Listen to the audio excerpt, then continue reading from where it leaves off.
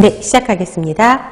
22페이지죠. 그래서 우리가 전 시간에 콜보그 도덕 발달 이론을 했습니다. 그러면 이번 시간에는 이제 파울러의 영적 발달 이론인데요. 파울러의 이론은 거의 나오지는 않습니다. 그냥 흐름만 이해하셔도 될 것 같아요. 자, 돌이에요. 그러니까 영에 대해서 알지는 못하죠. 종교라는 게 뭔지 모른단 말이에요. 그래서 이때는 신념이 없다라고 이야기를 하고 있고요. 애착 형성이 신앙 발달의 기초가 된다. 그 다음에 유학이라고, 그 다음에 학년 전기, 학교 들어가기 전에는 자, 모방하는 단계죠. 이때도 종교적인 개념은 없어요. 신에 대한 개념도 없어요. 자, 다른 사람의 행동, 누구예요? 부모들의 행동을 보고 식사할 때 기도합시다. 그러면 애도 따라 하죠. 근데 종교가 뭔지는 모르는데 우리 엄마 아빠가 밥 먹을 때마다 이렇게 기도를 한다. 따라하는 행동이 유아기 학년전기입니다. 그 다음에 학교 들어가게 되죠. 이때는 이제 신에 대한 개념들을 가지게 되고 굉장히 호기심이 많이 발생하게 되죠. 그 다음에 상징은 이해하지 못해요. 그리고 신의 존재는 하느님이 있다는 건 믿는데 그 다음에 응답을 기대해요. 이 말이 뭐냐면 내가 열심히 기도해서 하느님한테 뭘 이거 달라고 하면 하느님이 답을 해주실 거야.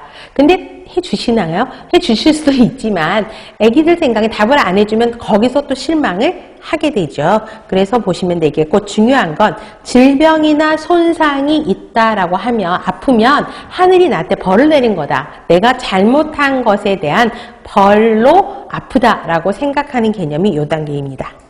청소년기는 조금 더 추상화가 되고 원칙화가 되죠. 그 다음에 기도가 항상 응답을 받지 못한다. 초등학교 때는 기도하면 하늘에서 바로 계시가 내려온다라고 생각을 하지만 청소년기에는 그렇지 않다라는 걸 알고 또 종교관을 변경하기도 하고요. 친구들, 그룹 친구들하고 같은 종교를 또 믿으면서 따라다니면서 하게 됩니다. 성인기에는 이제 종교에 대한 개념에 대한 비판적인 검토도 하고 또 다른 종교하고 비교도 해보면서 과학적인 관점을 비교하려고 노력하는 거죠. 그래서 여기는 그냥 흐름만 보셔도 됩니다. 그러면 우리가 전 시간에서 설명 안 했던 게 18페이지 가로 2번이었죠. 연령에 따른 발달 단계와 발달 과제예요. 그래서 이거 프로이드, 에릭슨, 피아제, 콜버그를 한 페이지에 다 정리해 놨잖아요. 그래서 이걸 제가 다시 반복하지는 않겠지만 가장 핵심 부분이니까 이 표는 확실하게 여러분들이 표로 그려놓고 이걸 다 채워 넣을 수 있어야 된다는 것입니다. 이게 가장 쉬운 문제라고 보시면 돼요. 그 다음에 다시 뒷페이지로 와서 23페이지 버울비의 애착 형성 과정이 15년도의 실제 기출 문제입니다. 그래서 전 애착기, 애착을 형성하기 전 단계죠. 그 다음에 애착 형성기, 그 다음에 명백한 애착기, 상호관계 형성기라고 이야기를 합니다. 그래서 전 애착기는 6주, 이때는 뭐냐면 애착이 형성되기 전이에요. 그렇기 때문에 이때는 사람에 대해서 사람을 뭐라 그러나 모든 사람에게 똑같이 반응하는 거죠. 자기한테 애정을 주는 주 양육자와 그다음에 비양육자 있죠. 구별 차별하지 않아요. 모든 사람에게 똑같이 반응하는 단계가 이 단계입니다. 그러니까 특정 대상이 없고 모든 사람에게 애착을 보이는 거죠. 옆에서 막 히하고 뭐 웃고 막 이러는 거는 똑같아요. 그렇지만 애착 형성기는 자, 신뢰감이 발달하면서 생기는 거고요. 친숙한 사람과 낯선 사람을 가리기 시작합니다. 그게 뭐예요? 그러로 인해서 나타나는 행동, 낯가림.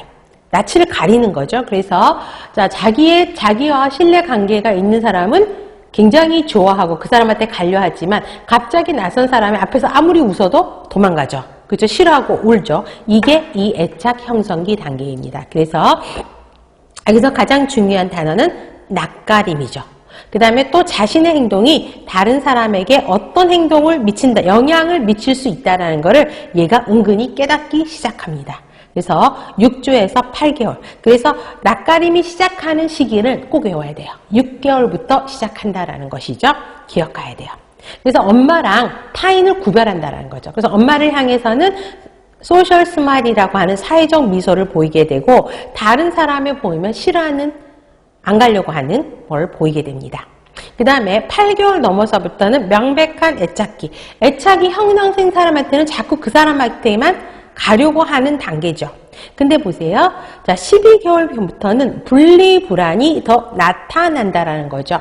자, 자기하고 애착관계, 신뢰관계가 많은 사람한테 더 달라붙어 있으려고 하고 더 계속 함께 하려고 하는데 떨어지면 불안한 거죠. 요 단계가 이 단계입니다. 명백하게 애착이 형성되어 있기 때문에 그 사람이 눈에서 안 보이면 울고 불고 하는 것이죠.